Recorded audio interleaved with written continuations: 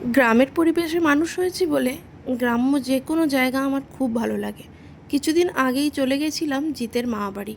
আর সেখানে গিয়ে মামারা এত সুন্দর সুন্দর বাড়িতে সবজি লাগিয়েছে, যেগুলো দেখতে আমার দারুণ লাগছিল।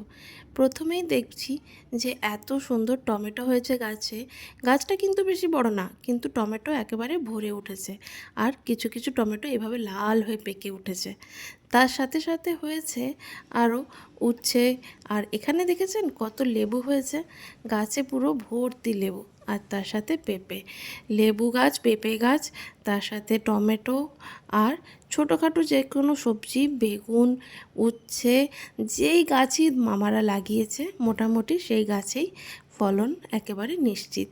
আর তার সাথে সাথে লাস্টে দেখাচ্ছি এই কলা গাছের মোচাটা।